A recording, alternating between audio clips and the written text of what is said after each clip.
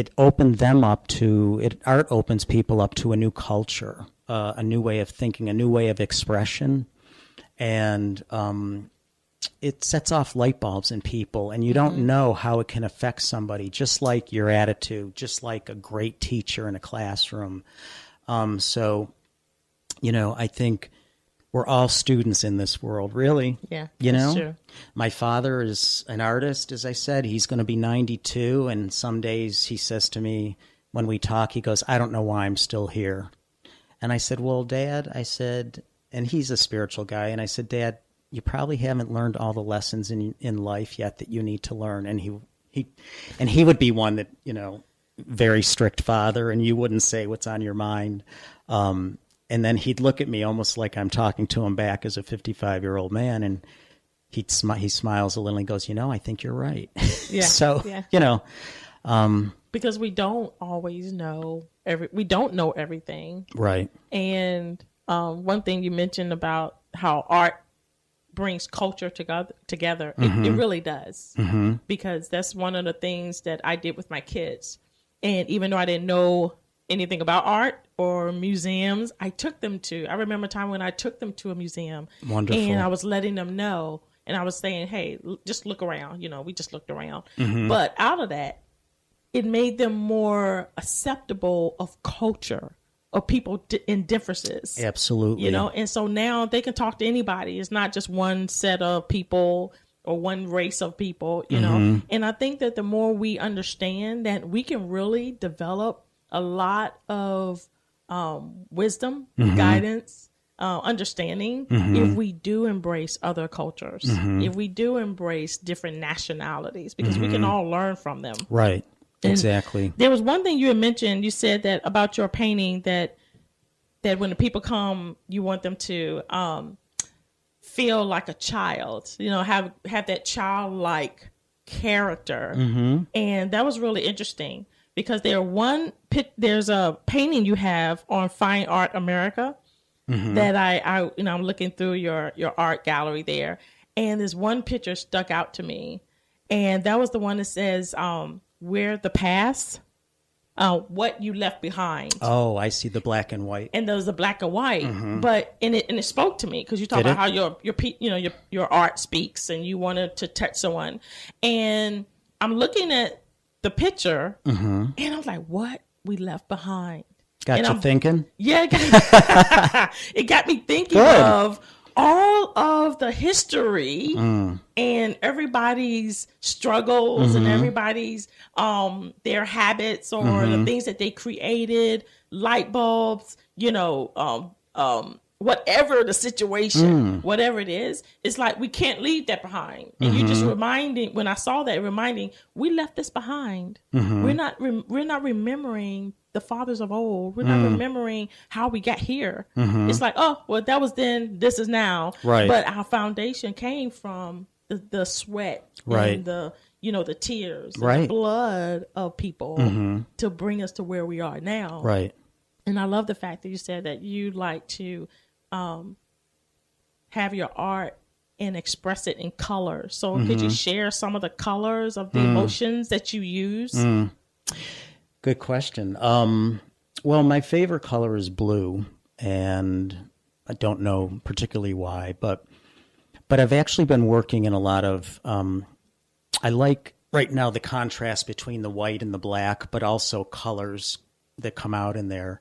They always say red is an angry color, and I was just working on some pieces this morning before coming over here, and it's just got little hints of red throughout it. But red is a strong color and a warm color or a hot color, really, and I think positive color in a lot of ways, because it says I have something to say, But to me, colors, I think my least favorite color, like as a child, was yellow, yet I'm starting to embrace yellow as I get older and older. And the wonderful thing is you have contrasting colors. Yellow's opposite is purple. Red's complementary color is green. Orange's complementary color is blue. And they play off each other. And I just love the interaction and the playfulness in color and in form. And, there's what we call sometimes colorful characters, colorful people in life with their attitudes and so on. But for me, color expresses an emotion and a feeling. And a lot has to do, too. A lot of my work has to do with what's going on in society today, what's going on in the world today, what's going on in our environment, and that kind of thing. And a lot of the angst and the good, and recording that through my artwork. But color, I think, is the first and the foremost thing that I utilize in my work in order to get an emotion out and, speaking there. Well, I see that you brought with you one of your paintings. Yeah, this one. Can you explain that? Yeah, this one I call Peril, and it's a face. And a lot of times, this is one of my, I guess in some ways, it's one of the childlike ones that I've been working on. It's a small painting. It's 1 foot by 1 foot. It's done on wood. There's a lot of layers to it. It's mixed media, and mixed media means that you use a lot of different materials in order to create the piece of work. This is done with acrylic paint. I believe there's some even watercolor way at the bottom. It's photo transfer. It's taking different other photographs or newspaper print or whatever and transferring it onto the board. But I did this piece, Opal, last year. I believe it was last year now, after the Paris attacks over in Europe. A lot of those really, as I said, what goes on in the world, what goes on in society affects me. And sometimes I'm doing my artwork not consciously thinking of the Paris attacks, but I'm a news junkie, so I watch the news a lot. I listen to NPR. I listen to a lot of the radio stations, national and international news, and I'm concerned with what goes on in the world. And as an artist, I think we are. So this is a face.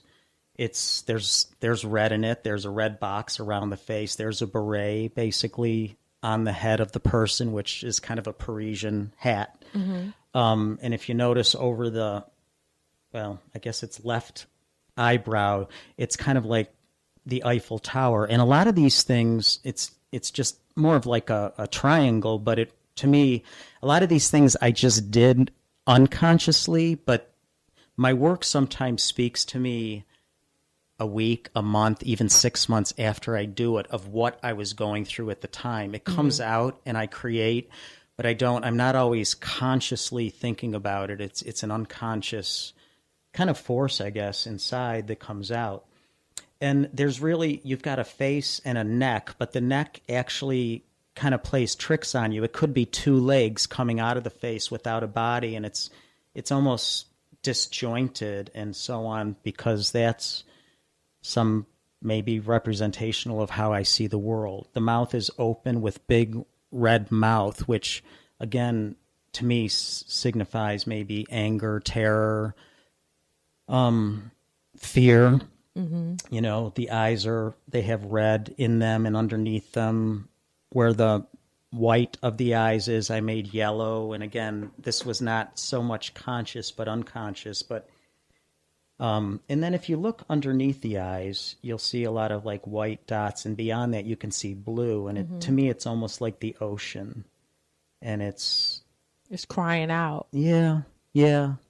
It's crying out, and the ocean can also wash the anxiety away too, wash the fears away, and I use a lot of symbols in my work. I use a lot of symbolism and symbols, and the other thing that you talked about, people look at this and they might see something totally different. They may see something happy there. And I always, in some ways, I hate when people ask, what were you trying to communicate here? Because I don't want them to know what I was communicating. I want to know what they find in it, whether it's a realistic painting or not, or an abstract painting. I want them to tell me what they see in it. And, I had done a series of different faces, and they were kind of human but animal looking things. prior to this, and I had a one-person show up in Buffalo at a wonderful gallery that just closed, Barbara and Dan Hart, Studio Hart, down on Allen Street. And that was dealing with depression and anxiety and mental illness and, a lot of my own struggles. But I had the first painting I did in the whole series of work, about 20 paintings, and I brought it to my first festival in Gainesville a year and a half ago. And this young couple with 2 kids, and their son was autistic, and he was wonderful. He rocked back and forth, and, you could just see him. He was on a different level than the rest of us, but yet he was communicating in his own way. Mm-hmm. And the mother kept coming back to the painting, and the father's favorite color was orange, and he was looking at my orange paintings, and the mother was looking at this one face, and I called it the painting Vacant, and it was almost like a skeletal face. And it just made her cry. And she said to the husband, "It just makes me cry." He goes, "Then we should buy it." She goes, "Oh, great. So I could hang it on the wall, and every time I look at it, cry? You want me to cry all the time?" And, they kind of laughed. Yeah. But again, they came back a couple times, and then they tried paying me with an American Express, and my little charge thing on my phone didn't take it. And they ran out to a ATM and came back with cash. That's how much the painting spoke to them. And so again, and I always feel that when art speaks to somebody, mm-hmm. and somebody really wants to have that mm-hmm. piece, that I have to do, whether it's the layaway plan mm-hmm. or whatever, make it possible so that person can have mm-hmm. that piece of mm-hmm. art that speaks to them so much. Mm-hmm. But there's so many things in life that speak to us. Right. And if we're willing to listen to it. Well, that's the key. Because, there's an old saying somewhere that says it's better to listen than to be heard. Mm-hmm. But we all want to be heard too. It's a give and take. Yeah. It's a give and take. Yeah, I'm looking at this picture, and I'm looking at the red around the picture. Mm-hmm. And to me, it says, I'm angry that I'm locked in. Mm-hmm. It is locked in. Right. I'm, I can't get out, or this is happening, or this is not, and it also can represent this is not changing. Why mm-hmm. isn't this changing? Mm-hmm. So yeah. Opal, I think you might also have another career as an art critic, I was looking at the X, because you have X on the picture. I love X's. Yeah. And I use X's a lot in my work, and X to me says, stay away. Don't come here. Yeah. You can't come here. And of mm-hmm. course, as humans, when somebody says you can't, boy, you're going to prove to them, oh, yes, I can, right. Or stay away, but X's also mean, X's and O's mean hugs and kisses too. Mm-hmm. When you put an X and O mm-hmm. and you're signing something, I don't know, is the X the kiss or is the O the kiss? I don't remember. But hugs and kisses. Yeah. But anyway. But I noticed that even though you have the red X, you have one X that has a white box around. Oh, interesting. And you have another X that's not red, it's blue, but inside is white, and the blue is around, mm-hmm. which shows that, you can't come because you have the solid X and it's just all red. Mm-hmm. You're like, you can't come. Well, you're making your way into my life. So, now you're in my life by the light blue. It's like, okay, I see what's going on now. Well, before it's like, no, I don't see nothing. I can't believe that you got me boxed in, you see? But it's like a progression. Okay, now, I see what's happening. Mm-hmm. All right. Okay. So that's wow. That's awesome. That's pretty cool. You're teaching me stuff about my own work, Opal. I appreciate that. It was meant to be.